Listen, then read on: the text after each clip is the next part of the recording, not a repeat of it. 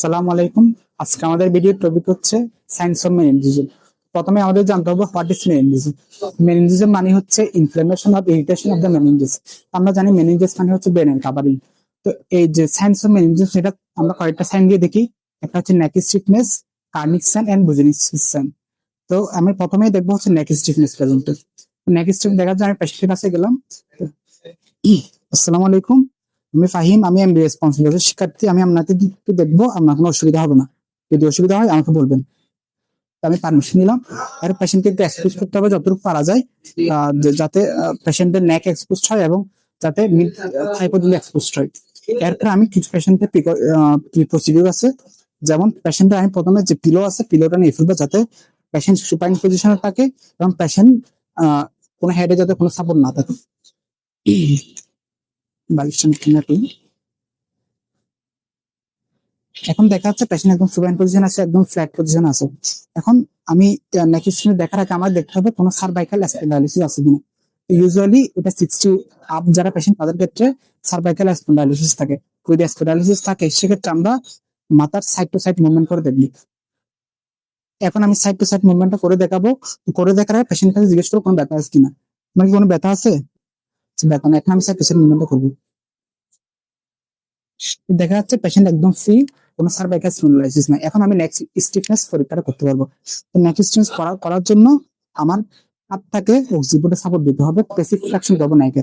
তো সেজন্য আমি হ্যান্ডস দুই পাশে প্লেস করবো হেডের। এরপর তার যে অক্সিবোর্ড আমি এভাবে সাপোর্ট দেবো। সাপোর্ট দেওয়ার পরে পেশেন্টের যে চিন সেটা চেস্টে টাচ করাবো। তো এভাবে, এই যে এভাবে টাচ করাবো, এই যে এভাবে এভাবে আমি 10 সেকেন্ড ওয়েট করবো। আচ্ছা, এবার 10 সেকেন্ড ওয়েট করে, 10 সেকেন্ড ওয়েট করার জন্য আমি কি কি আসলে দেখবো। প্রথমে দেখবো হচ্ছে আমি যে নেককে ফ্লেক্স করছি এখানে আমি কোনো রেজিস্ট্যান্স পাইছি কিনা। যদি নেক মাসেলের রেজিস্ট্যান্স থাকে তখন সেটাকে আমরা বলবো নেক স্টিফনেস প্রেজেন্ট। আর আরেকটা বিষয় দেখবো, সেটা হচ্ছে আমি যখন এভাবে নেককে ফ্লেক্স করব তখন পায়ের কোনো রিফ্লেক্সের কারণে কোনো ফ্লেক্স হচ্ছে কিনা। পায়ের যদি হিপস এর নিয়ে যদি ফ্লেক্সড হয় তখন আমরা সেটাকে বলবো বুজিনিসকিস সাইন। যদি এভাবে এখন যেহেতু পাওয়া যাচ্ছে না আমরা বলবো বুজিনিসকিস নেগেটিভ।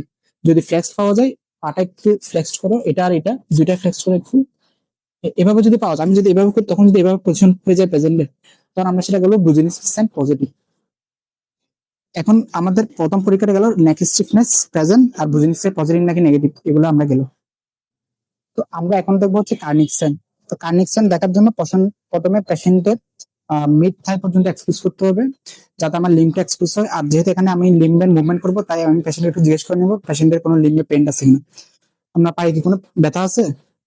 পেশেন্টের পায়ে কোনো ব্যথা নাই। এখন আমি কার্নিক সাইন দেখার জন্য প্রথমে হিপের 90 ডিগ্রি ফ্লেকশন আর নি 90 ডিগ্রি ফ্লেকশন করবো। ফ্লেকশন করার পরে আমি তিনটা জিনিস দেখবো। একটা হচ্ছে আমি ফ্লেকশনটা আগে করি।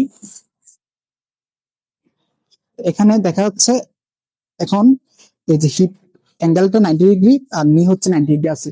এখন আমি আমার হ্যান্ড প্লেসমেন্টটা, আমার লেফট হ্যান্ড থাকবে হচ্ছে পেশেন্টের মিডিয়াল হ্যামস্ট্রিং এ আর রাইট হ্যান্ড দিয়ে আমি পেশেন্টকে সাপোর্ট দিব।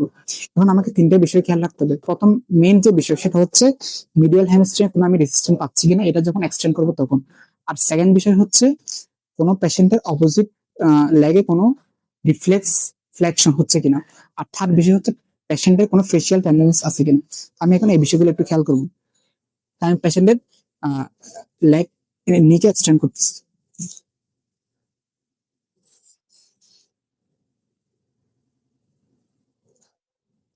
আমি এক্ষেত্রে দেখলাম যে অপোজিট নিয়ে তো কোনো আমি এদিকে কোনো রেজিস্ট্যান্স পেলাম না, আর অপোজিট লেগে কোনো নি বা হিপে কোনো ফ্লেকশন পেলাম না, আর পেশেন্টের ফেসিয়াল কোনো টেন্ডারনেস নেই।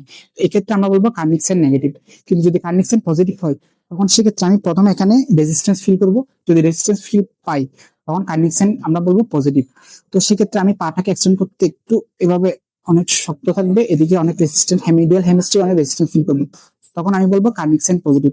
আর অনেক সময় এদিকে নি আর হিপ ফ্লেক্স থাকতে পারে, তখন এভাবে যখন করব তখন নি আর হিপ একটু ফ্লেক্স থাকবে। ফ্লেকশন করে এভাবে রিফ্লেক্স একটু ফ্লেক্স থাকবে। এখন আমি কার্নিকসেনটা শেষ করলাম। এখন আমার কি কি দেখলাম, আমি আমি দেখলাম প্রথমে পেশেন্টের নেক স্টিফনেস, এরপর দেখলাম বুজিনিসকিস সাইন, এরপর দেখলাম কার্নিকসেন। এই তিনটা আমি সাইন, এগুলোকে বলা হয় সাইন্স অফ মেনিনজিজম অথবা সাইন্স অফ মেনিনজিয়াল ইরিটেশন। তো এই সাইনগুলো আমরা কখন পাবো? বলা হয় যে এই সাইনগুলার লো সেন্সিটিভিটি এবং high specificity in case of meningitis. একটা কেসে আমি এই সাইনগুলো পেয়ে গেলে আমি অবশ্যই বলতে পারবো যে most probably diagnosis meningitis, unless prove otherwise. কিন্তু আমি কোন একটা পেশেন্টের ক্ষেত্রে এই সাইনগুলো পেলাম না, তখন আমি বলতে পারবো না যে এটা আসলে মেনিনজাইটিস নয়। অর্থাৎ মেনিনজাইটিস এক্সক্লুড করা যাবে না, এটাকে বলা হয় লো সেন্সিটিভিটি হাই স্পেসিফিটি। এখন কোন কোন কেসে আমরা এই সাইন্স অফ মেনিনজিং গুলো পেতে পারি? একটা হচ্ছে প্রথম হচ্ছে নিউরোলজিক্যাল কজ, যেমন মেনিনজাইটিস থাকলে পাইতে পারি, অথবা সাব অ্যারাকনয়েড হ্যামোরেজ থাকলে আমরা পেতে পারি। এরপর কিছু নন নিউরোলজিক্যাল কজ আমরা পেতে পারি, যেমন হচ্ছে ইউরিনারি ট্র্যাক্ট ইনফেকশন অথবা নিউমোনিয়ার ক্ষেত্রে আমরা এই সাইনগুলো পেতে পারি। তো এরপর আমরা পেশেন্টকে পরীক্ষা শেষ করার পরে পেশেন্টকে যদি এক্সপোজ করে থাকি পেশেন্টের ক্লথ গুলো ঠিক করে দিব। আর পেশেন্টের নিচে বালিশ ছিল, আমরা বালিশটা পেশেন্টের পজিশনে দিয়ে দিব। আর পেশেন্টকে ধন্যবাদ দিব, বাবা আপনাকে ধন্যবাদ, অসংখ্য ধন্যবাদ আমাদেরকে পরীক্ষা সাহায্য করার জন্য। তো আসসালামু আলাইকুম, আজকের ভিডিও এতটুকুই।